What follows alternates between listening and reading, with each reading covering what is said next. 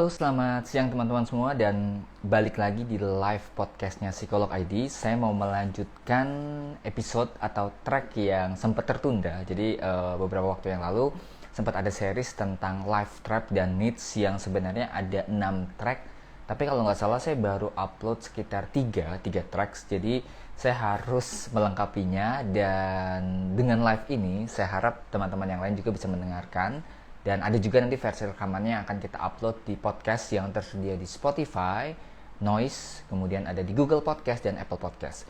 Sebelumnya saya sapa dulu, selamat siang teman-teman. Mungkin nemenin yang makan siang hari ini sambil dengerin live podcast pembahasan kita hari ini tentang needs atau basic needs secara psikologi yang kemudian kalau tidak terpenuhi waktu kecil akan melahirkan atau akan memunculkan beberapa traps. Ya mungkin istilah yang cukup akrab adalah mental block. Saya akan bahas 2 poin nantinya, dan kalau misalnya ada pertanyaan yang terkait dengan tema yang dibahas, boleh diajukan di akhir, atau misalnya yang di luar konteks juga sebenarnya nggak masalah sih. Saya juga kalau memang punya kapasitas untuk jawab, saya juga akan jawab. Itu aja sih. Nah, untuk yang hari ini, saya secara khusus akan membahas atau mengulas tentang salah satu needs atau kebutuhan psikologi yang disebut sebagai need of self-esteem, atau kebutuhan tentang harga diri yang tidak terpenuhi. Ini sangat terkait dengan cara kita memandang diri kita sendiri, self-image. Jadi, setiap diri kita kan punya sudut pandang yang baik, ideal, atau malah yang kurang baik terhadap diri sendiri. Nah, ketika mungkin penghargaan, apresiasi, dan juga sejumlah hal yang harusnya kita dapatkan secara cukup, ya nggak berlebihan juga, ketika kecil ini tidak terpenuhi, ketika dewasa akan memunculkan 2 jenis jebakan atau 2 jenis traps, ya istilahnya namanya kan life trap atau jebakan hidup. Kalau didefinisikan, kalau yang belum tahu atau belum dengar track sebelumnya, adalah sejumlah pola berulang, kebiasaan-kebiasaan, habit, sejumlah hal yang mungkin bentuknya adalah perilaku yang kurang tepat. Kita tahu bahwa itu salah, tapi terulang lagi, dan itu membentuk sebuah hambatan diri. Kita jadi stuck di tempat, nggak mau maju, nggak mau berkembang, tidak keluar dari zona nyaman, tidak menangkap peluang yang ada. Dan hari ini untuk need of self-esteem atau kekurangan kebutuhan tentang penghargaan terhadap diri sendiri, akhirnya memunculkan 2 traps yang disebut sebagai defectiveness atau perasaan rendah diri, perasaan seorang tuh merasa nggak mampu kalau ngerjain sesuatu, seperti merasa jangan-jangan ada yang lebih baik dari saya, jangan-jangan saya bukan yang paling baik dalam mengerjakannya. Pokoknya banyak banget kekhawatiran bahwa kamu tuh gagal. Itu yang pertama, defectiveness, merasa nggak sempurna, nggak perfect. Padahal nggak apa-apa sih kalau nggak sempurna kan. Dan yang kedua juga mirip dengan defectiveness, yaitu traps namanya failure, atau merasa bahwa hidup adalah kumpulan kegagalan. Nah, ini adalah orang yang biasanya mengurung diri dalam fixed mindset, atau merasa bahwa ya saya begini, saya nggak bisa berubah, ya kamu harus terima saya ya nggak bisa, saya ya nggak mampu, seperti itu. Nah, 2 traps ini sebenarnya punya berbagai alasan kenapa bisa muncul, dan nanti juga akan kita bahas atau kita ulas gimana cara mengatasinya. Saya ke poin pertama dulu ya, defectiveness. Jadi defectiveness secara definisi adalah perasaan nggak sempurna. Jadi menyalahkan diri sendiri ya, ragu-ragu dalam memutuskan segala sesuatu, dan juga kurang menghargai diri sendiri dan takut terhadap penolakan. Nah, mungkin ini relate ya sama diri teman-teman yang mendengarkan. Karena saya sendiri pun secara pribadi juga punya defectiveness yang biasanya muncul karena serangan kritik. Jadi waktu kecil atau waktu dalam tahap perkembangan anak-anak ya, entah itu waktu di sekolah awal, mungkin SD atau sebelumnya bahkan preschool ya, ada kritik dari figur pengasuh, misalnya orang tua nggak menghargai pencapaian anak, seperti membandingkan dengan sosok yang bahkan lebih sempurna, bisa jadi itu saudara, tetangga bahkan gitu ya, dan orang lain, dan akhirnya dia terjebak, seorang anak ini terjebak dalam perasaan nggak berharga, merasa tidak dicintai. Jadi seperti ada conditional love. Jadi kalau kamu mau dicintai, kamu harus mencapai sesuatu.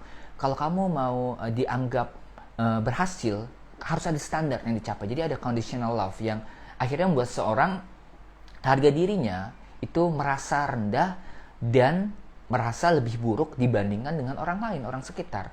Ternyata ini menetap kelemahannya sampai dewasa. Tanpa sadar, seorang dengan defectiveness akan cenderung mengabaikan hal yang baik yang dia punya. seperti kelebihan, mungkin dia berbakat dalam sesuatu, dan kemudian seperti mengkritik diri sendiri itu sering banget, menganggap dirinya tuh cacat kalau ngerjain sesuatu. Dan sebelum orang mengkritik dirinya sendiri, dia kan ngekritik diri sendiri dan merasa bahwa ketika dia mencapai sesuatu itu tuh cuma luck aja, keberuntungan gitu ya, bahwa sebenarnya saya nggak mampu, saya cuma beruntung aja. Nah, kalau teman-teman yang mungkin punya pikiran seperti itu, bisa jadi ada traps yang disebut sebagai defectiveness, atau perasaan nggak sempurna, perasaan nggak mampu, mengabaikan kelebihan, dan lebih mengutamakan kelemahan, hal yang gagal itu. Nah, itu yang pertama. Nah, yang kedua, mirip-mirip nih, mungkin temennya ya, tapi nggak baik juga, yaitu failure, atau perasaan gagal yang berlebihan. Jadi menganggap diri itu pecundang, menganggap hidup itu kumpulan kegagalan, dan selalu mempersalahkan diri. Ya mirip-mirip seperti tadi. Jadi percaya dirinya rendah kelihatannya, dan juga sering banget dapat label. Jadi dia melabel dirinya sendiri tuh gagal karena waktu kecil itu sering dapat label, misalnya kamu tuh bodoh, kamu tuh nggak mampu, kamu tuh males ya, kamu tuh nggak terampil, dan banyak hal lainnya. Dan ketika label itu walaupun nggak benar ya, tapi seringkali diperkatakan secara berulang-ulang, secara masif, sering, apalagi sama orang penting buat hidup kita, orang tua kita, guru kita, dan akhirnya itu menetap dan jadi sebuah nilai.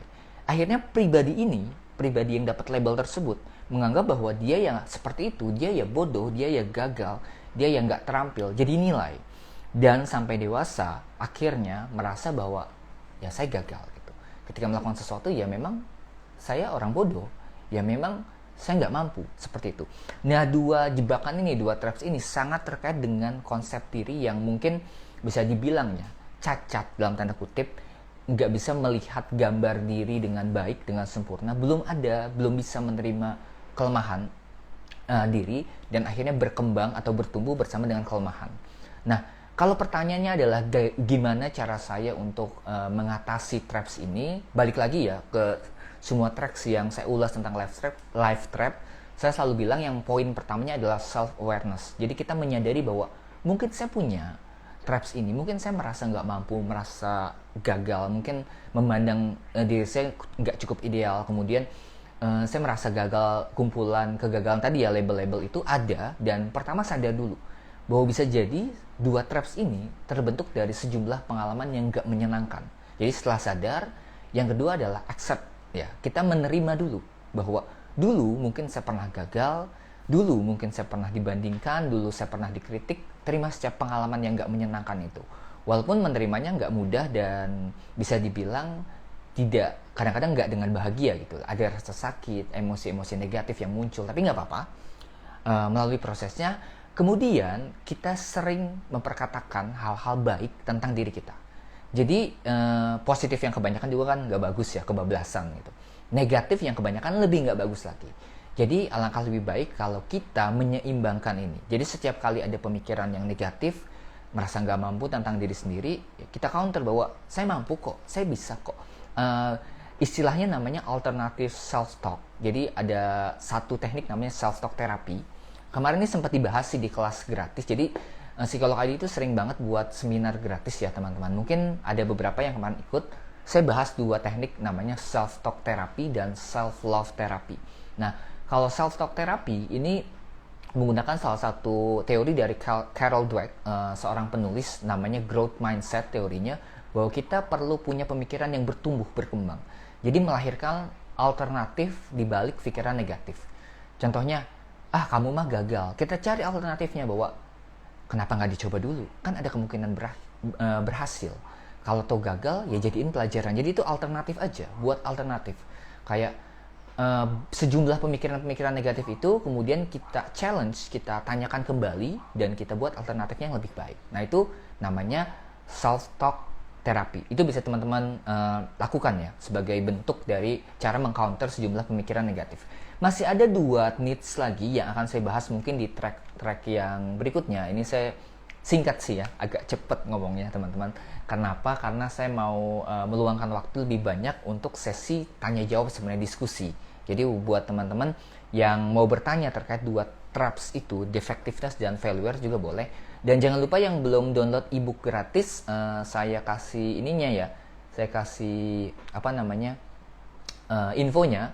Jadi buat teman-teman yang mungkin kelewatan infonya atau belum download ebook gratis, Psikolog ID punya ebook gratis judulnya Healing with Meaning atau gimana caranya sembuh melalui makna.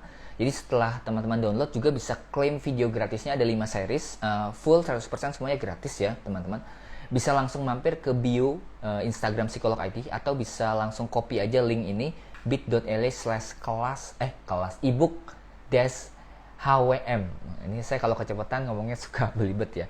HWM itu Healing with Meaning. Jadi ebook ini menggunakan pendekatan logoterapi atau kebermaknaan hidup dalam menangani atau mengatasi berbagai kejadian yang nggak menyenangkan, seperti misalnya kehilangan, perpisahan, kejadian traumatik, nggak bisa move on dan segala macam. Nah itu sebenarnya ada tekniknya, namanya logoterapi. Gimana cara kita melepaskan diri, namanya self detachment, dari sejumlah emosi, sejumlah perasaan dan pemikiran negatif yang mungkin ada dan terlintas. Dan buat teman-teman yang mungkin tertarik, silahkan download, ini gratis ya. Nanti bisa request aksesnya dan akan dapat nanti ebooknya kurang lebih mungkin hari ini lah.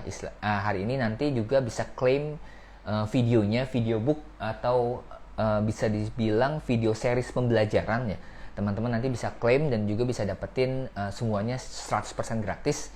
Jadi silahkan mampir aja ke link yang ada di bio atau teman-teman bisa langsung copy yang ada di gambar ini. Itu aja sih. Dan kalau yang punya pertanyaan seputar dengan traps yang tadi saya bagikan, jadi ada traps yang disebut sebagai defectiveness atau merasa nggak sempurna akibat serangan kritik, perbandingan, atau yang kedua failure, merasa gagal karena label negatif yang melekat dalam diri.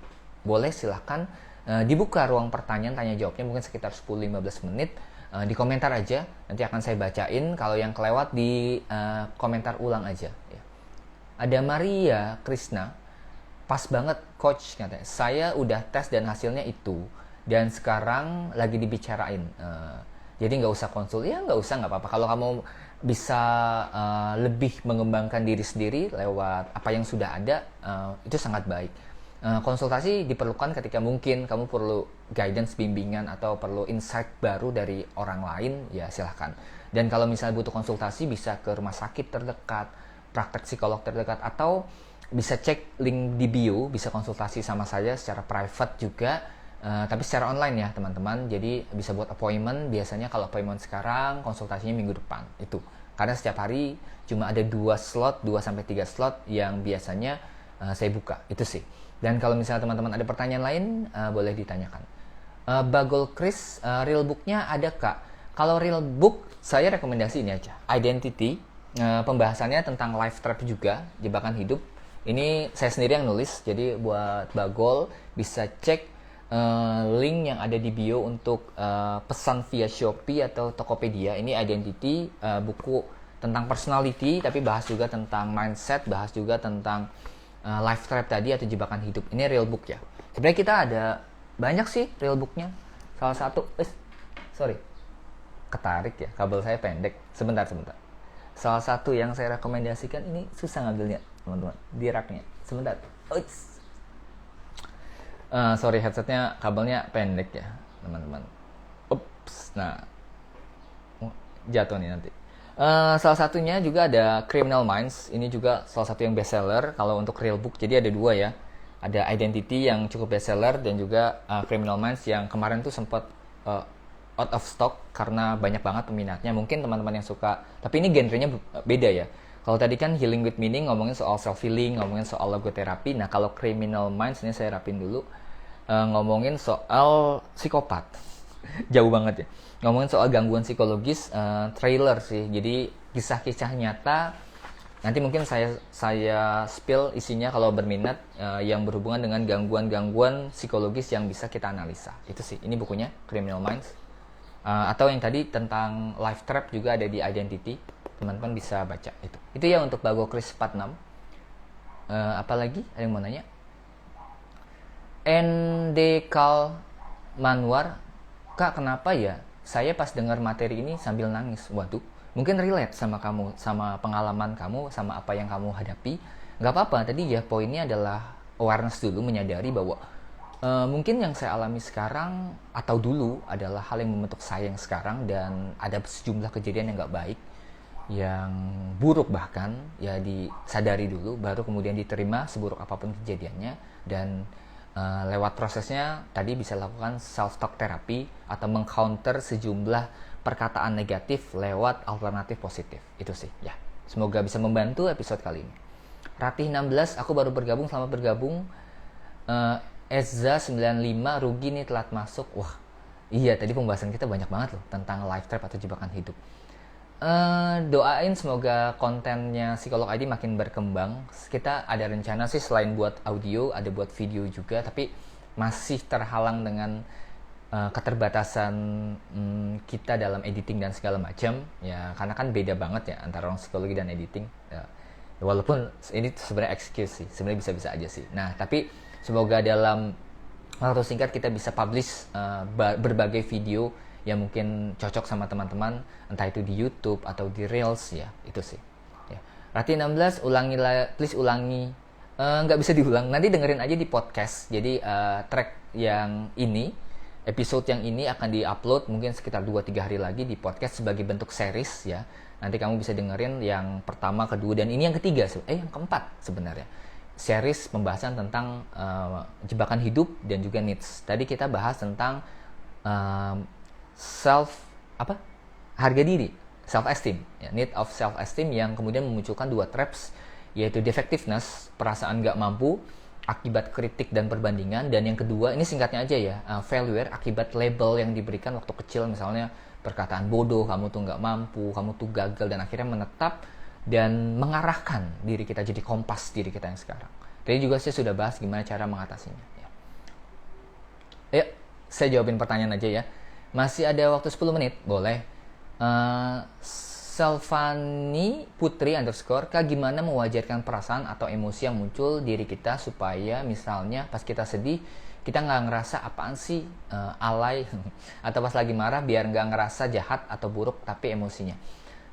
Ya, mungkin beberapa teman-teman pernah dengar bahwa emosi yang kita rasakan semuanya tuh netral, tapi cara kita mengekspresikannya yang menjadikannya baik atau buruk.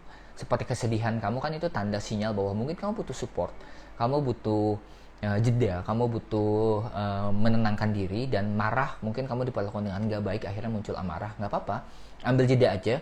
Alangkah lebih baik kalau misalnya kamu mengakui perasaan bahwa ya saya lagi sedih, saya lagi marah, tapi jangan dulu mengekspresikannya terlalu cepat. Ambil jeda dulu, entah itu kamu bisa buat melalui percakapan internal atau melalui tulisan, atau misalnya memisahkan diri dulu dan juga mengekspresikan emosi kamu, ya nggak apa-apa gitu. Kalau mewajarkan sih lebih kepada ini sih prinsipnya, bahwa kita menganggap bahwa emosi ya bagian dari diri kita, alarm tubuh, dan ya itu wajar terjadi.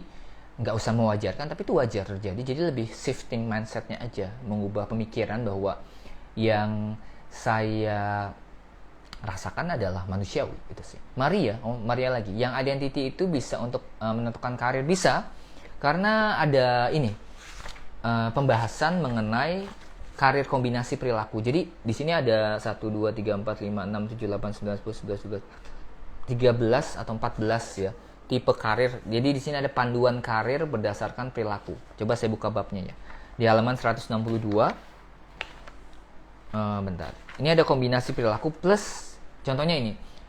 Dominance pribadi yang aktif, cepat, mandiri, orientasi. Nah, ini ada beberapa karir yang cocok, misalnya atlet, penegak hukum, pelatih, coach, direktur, penyelidik, bahkan pilot. Nah, ini ada banyak sih ya karir-karirnya. Kemudian ada yang influence, komunikator yang pandai, cocoknya jadi public speaker, entertain, guru, sales, ya, komedian, bahkan motivator, cocok. Kemudian steady, ada yang seniman, juru masak, kemudian konselor, psikolog, itu banyak. Jadi untuk Maria ada juga panduan karir berdasarkan perilaku yang per karakter dan per kombinasi perilaku. Itu sih. Ya, itu bisa didapatin di bukunya Identity. Jadi tentang karir, tentang kepribadian, tentang life trap juga dibahas di sana. Jadi kamu bisa review di bukunya atau di podcastnya. Terserah ya. Kalau misalnya mau suka baca, bisa dari bukunya, atau suka nonton, nanti kita akan upload di podcast video ya. Itu sih ya kurang lebih. Ada lagi yang mau tanya, dipersilahkan. Rina, dok, saya bukan dokter ya. Kalau sudah ke psikiater, perlu ke psikolog juga nggak? Karena sepertinya obat saja tidak cukup. Saya rasa sih tergantung kamu. Kalau misalnya ke psikolog itu bisa jadi opsi tambahan. Jadi saling beriringan, terapi obat, farmakoterapi, dan juga psikoterapi, dan nggak ada salahnya. Kamu mau pakai alternatif itu dan lihat mana yang lebih cocok. Karena setiap metode kan cocok-cocokan ya. Ada yang cocok dengan obat, ada juga yang enggak. Ada yang cocok dengan konseling, ada juga yang enggak, ada yang cocok dengan hipnoterapi, hipnosis bahkan, ada juga yang enggak percaya gitu. Jadi tergantung pribadi masing-masing gitu. Oke, ada lagi yang mau tanya? Masih ada waktu sekitar 5 menitan ya teman-teman. Buat Zoom aja gimana? Kemarin kita baru Zoom. Mungkin kelewat ya. Jadi 2 minggu lalu kita ada pembahasan tentang toxic relationship, itu free, dan minggu lalu baru aja hari Sabtu kita bahas tentang deal with insecurity. Jadi bahas tentang insecurity. Mungkin kamu terlambat, dipantengin aja story-nya, feed-nya dari Psikolog ID. Kalau kelewat, biasanya eventnya itu setiap bulan ada 2 yang gratis dan sisanya berbayar workshop gitu ya. Ya ditungguin aja ya. Ada konseling gratisnya juga. Nanti mana yang cocok ikutan aja gitu. Ya. Intan, Kak, gimana cara mengatasi rasa takut, tidak percaya diri, dan yang paling penting tidak memikirkan sesuatu yang belum pasti terjadi? Dengerin latihan mindfulness dari Psikolog ID, bentuknya podcast. Kamu bisa mampir ke link yang ada di bio. Ada di tulisannya live therapy. Itu ada sejumlah track yang membahas tentang terapi yang sudah saya lakukan ke teman-teman secara online, secara live, dan juga sudah direkord. Ada yang tentang emotional release, ada yang chair therapy, ada yang terapi memaafkan, ada yang latihan mindfulness, dan yang cocok untuk kamu adalah latihan mindfulnessnya. Coba didengerin, siapa tahu bermanfaat. Kalau nanti ternyata cocok, kamu bisa lanjut ke ikutan yang series kelas juga boleh sih. Ya, kalau mau lihat kelasnya Psikolog ID bisa masuk ke link ini. Mungkin teman-teman yang lain juga udah tahu, bit.ly/kelas psikologi. Itu ada 13 tema. Dan nanti akan ada 2 tema baru lagi launching bulan ini. Teman-teman bisa ikutan. Kalau misalnya kelewat series Zoom yang gratis ataupun berbayar yang dari Psikolog ID, kamu bisa nonton ulang di link yang saya sematkan gitu. Oke, sedikit lagi ya saya bacain lagi. ENF2112, Kak, semenjak didiagnosis sakit mental. Sakit mentalnya apa nih? Diagnosisnya apa nih? Saya belum ini nih, masih rancu. Tubuh jadi sering ngerasain sakit, tapi dicek dokter normal hasilnya. Dan jadi nggak percaya diri. Senyum sulit seperti ada yang menahan dalam tubuh. Nah, untuk kamu, ENF2112, pertanyaan saya adalah apakah setelah didiagnosis ada intervensi atau ada lanjutan terapi yang diberikan? Ya harusnya sih dilanjutkan. Ya, jadi tidak 1 sesi saja. Karena saya pun dengan klien saya biasanya bisa sampai satu klien itu 2 sesi minimal sampai 4 sesi kadang-kadang untuk menunjang. Jadi bukan cuma berhenti di diagnosis aja, bukan cuma berhenti di apa yang terjadi sama kamu, tapi gimana cara menanganinya, itu sih. Jadi saran saya lanjutkan, entah dengan psikiater yang sama atau misalnya konsultasi ke psikolog, atau mau konsultasi online juga bisa ke link pada bio ya. Tapi harus appointment 1 minggu sebelumnya, itu sih. Eza96, kamu tanya, ketika saya mengingat kembali masa lalu, saya terasa ada yang tersumbat di bagian tenggorokan saya. Mohon solusinya. Setiap tubuh kita itu menyimpan ingatan emosional. Jadi makanya setiap kali kamu ingat sesuatu, ada yang merespon dari bagian tubuh kamu. Bisa jadi itu sejumlah kejadian traumatik. Misalnya ya, ketika kamu nonton satu film, atau misalnya paling umum gini deh, mohon maaf ya kalau misalnya nanti yang terganggu, tapi bukan nontonin sih, menyaksikan kecelakaan yang ada di depan mata kamu langsung, kemudian jadi mual. Dan ketika kamu melihat mobil yang mungkin sama, serupa, truk misalnya, atau mobil yang mereknya sama seperti waktu kamu lihat kecelakaan, mualnya bisa balik lagi. Karena itu ingatan secara tubuh kamu mengingat. Jadi di otak kita ada bagian yang namanya amigdala.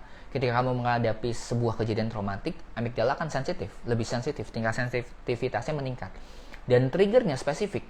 Triggernya apa? Kemudian akan ada yang bereaksi dari tubuh kamu. Nah, mungkin sakit di tenggorokan itu bagian dari sebuah ingatan yang secara sadar kamu nggak ingat, tapi bisa jadi ketika kamu nanti mengingat kejadian itu, ya ada tubuh yang merespon. Saran saya sih coba untuk konsultasi dengan profesional ya, supaya lebih cepat menanganinya gitu. Naroska, apa sih yang menyebabkan orang sulit mengungkap emosinya? Yang pertama, belum terbiasa. Yang kedua, tidak mengenali. Yang ketiga, yang cukup tidak seharap nggak terjadi adalah emotional damage atau sejumlah kerusakan cara mengekspresikan dan mengenali emosi. Dan biasanya emotional damage itu bisa disebabkan oleh perlakuan orang lain ataupun cara dia melihat emosi sebagai bentuk kelemahan, atau mungkin pernah terjebak dalam hubungan yang toksik, pernah dapat orang tua yang bilang bahwa kalau kamu nangis tuh kamu lemah, kalau kamu marah kamu jahat, kayak gitu-gitulah. Itu bisa memunculkan kerusakan cara kita mengenal emosi atau emotional damage itu ya. Noni Grace ya, kak, label buruk yang kita dapat dari kecil itu kan bisa membuat trauma. Apakah hal itu mempengaruhi karakter kita ketika dewasa yang cenderung juga bisa menyakiti orang? Tidak selalu, tapi bisa saja. Jadi label itu memang mempengaruhi persepsi kita ketika dewasa, karena kan label masuknya ke dalam belief, kepercayaan kita percaya itu, dan apakah kita bisa menyakiti orang lain. Gini, saya ilustrasikan dalam cara kita berhubungan dengan orang lainnya, namanya istilahnya attachment style. Ada attachment yang secure atau aman, itu bentuknya lingkaran, jadi kita fleksibel, kalau bersinggungan sama orang juga ya nggak apa-apa. Ada juga yang sifatnya anxious atau kotak, itu biasanya orang yang melindungi diri karena takut ketika berhubungan dengan orang lain dan sangat mengunci dirinya sendiri. Dan yang ketiga ada yang sifatnya avoidance atau lambangnya segitiga. Ini bisa berhubungan dengan orang lain tapi tanpa sadar melukai. Ketika berbenturan, untuk melindungi diri dia dengan cara melukai orang lain, dan bisa jadi itu disebabkan oleh berbagai kejadian yang terjadi dulunya dan belum selesai sama orang tersebut, dan akhirnya jadi rujukan dia dalam menanggapi atau berhubungan dengan orang lain. Itu sih ya. Ainoy 77, kak, aku ada trauma karena kakak ipar. Sampai sekarang takut banget sama om. Walaupun om itu baik tapi ketakutan. Oh ya, karena triggernya spesifik. Jadi sebuah kejadian biasanya tadi yang saya bilang ya, ngomongin soal amigdala, ngomongin soal sensitivitas, rasa takut kita itu bukan hanya secara psikologis tapi juga secara fisik akan berpengaruhnya. Jadi alangkah lebih baik kalau misalnya kamu lanjut ke konsultasi kalau memang itu mengganggu dan sudah berlangsung cukup lama, karena akan menghambat gitu ya. Maria lagi nih udah 3 kali ya. BTW saya sering ikut Zoom dari psikolog ID. Oh, thank you ya. Mulai dari hipnoterapi, toxic people, insecurity, terus beli 6 kelas. Oh, banyak nih udah beli 6 kelas ya. Dari inner child, benar-benar bisa menyadari apa yang salah dengan diri saya. Terima kasih dan sukses terus. Oh, terima kasih juga Maria. Wah, borong ya 6 kelas. Kalau nggak salah ada total berapa? 13 kelas sekarang. Kamu udah beli setengahnya. Wow, luar biasa. Nah, buat teman-teman yang mungkin tertarik tadi ya sama kelas-kelasnya Psikolog ID, bisa mampir ke link pada bio atau link pada sematan. Ini juga salah satu temanya yang cukup sering saya beritahu, yaitu tentang inner child, tentang menyadari sosok anak kecil dalam diri, atau yang tadi kita bahas tentang life trap juga. Banyak banget tema yang relate sama itu. Atau yang minggu lalu yang kita bahas tapi mungkin teman-teman terlewat juga tentang toxic people, ada juga tentang forgiveness. Kalau kamu yang masih berkutat dengan kejadian masa lalu, kejadian nggak nyaman, melalui terapi memaafkan, alangkah lebih baik kalau misalnya itu dilepaskan. Semua kelas dari Psikolog ID itu terjangkau ya teman-teman, jadi cuma 40 ribuan. Kenapa kita buatnya murah? Supaya lebih banyak bisa diakses sama banyak orang. Jadi kenapa berbayar juga? Kalau gratis takutnya nggak dihargai, takutnya nggak ditonton sampai habis ya, nggak diikutin dengan serius. Jadi kita sengaja buat yang berbayar tapi terjangkau, supaya ada seperti komitmen fee untuk teman-teman. Dan sifatnya kalau di Psikolog ID itu subsidi silang. Jadi buat teman-teman yang berbayar nanti akan kita buatkan event yang free untuk teman-teman yang mungkin belum punya rezeki lebih gitu ya. Jadi bisa ikut yang gratisan dari Psikolog ID juga bisa, silahkan, sangat-sangat dipersilahkan.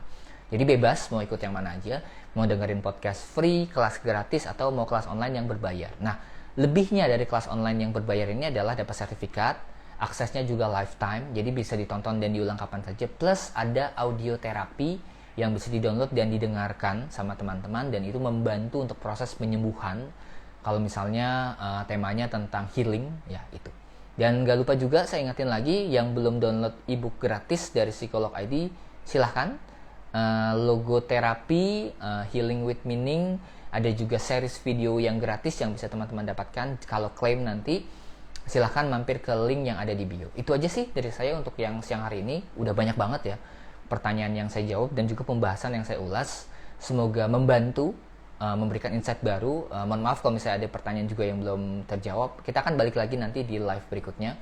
Setiap minggu bisa ada 3-4 live. Tungguin aja ya teman-teman. Dan jangan lupa mampir ke akun pribadi saya di @daudantonius. Siapa tahu ada beberapa konten yang juga bermanfaat dan juga bisa relate ke dalam diri teman-teman, ya, untuk pertumbuhan, untuk perkembangan diri supaya lebih baik lagi. Saya undur diri dulu dan sampai ketemu lagi di live Instagram berikutnya. Dadah.